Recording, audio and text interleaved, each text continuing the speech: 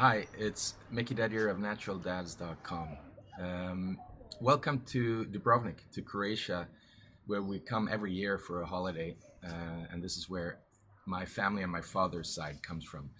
It's early November, so everybody's been celebrating here All Saints' Day, Halloween, Shemaine, whatever it's called on this northern hemisphere. It's a time of year when we celebrate our ancestors.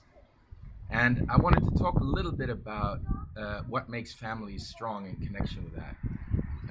How do we create families where children grow up with a sense of adaptability and resilience? Well, some researchers asked that question, and they found that it's the stories we tell about who we are as a family that strengthen us as a unit and also passes on to our children a sense of being able to go with the changes. And they found three kinds of stories. They found one, which they call ascending story, which is basically, you know, I arrived here with a suitcase and look at us now. That's an ascending story. The descending story is I used to live in a castle, and now our family is destitute, and look at us now. So that's a descending story. The third kind of story that people tell that they found is the most powerful is what they call the oscillating story.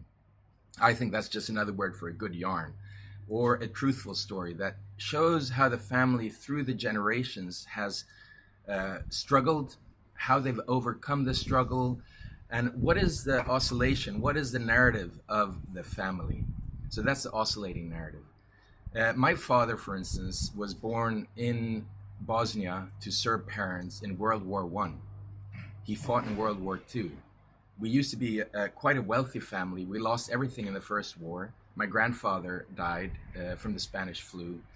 And then in the Second World War, everything was scattered again. And then in the Third War, which was here 25 years ago, my father then moved here, and he passed away quite a few years ago. He passed away an old man, and he left us an inheritance of 36 euros and a one-room apartment. And whenever he sat here, as an old man, he looked out and he said, "I'm the richest man in the world." So that's kind of the story I share with my children. And I'm curious to hear and know, what's your story? Who were your grandparents? What were their struggles? What did they have to overcome? And further back in the generations. So share or flesh out your story with your children. It's an inoculation for adaptability and resilience, and it strengthens us as a family unit. Thank you so much for listening, and see you soon again. Bye-bye.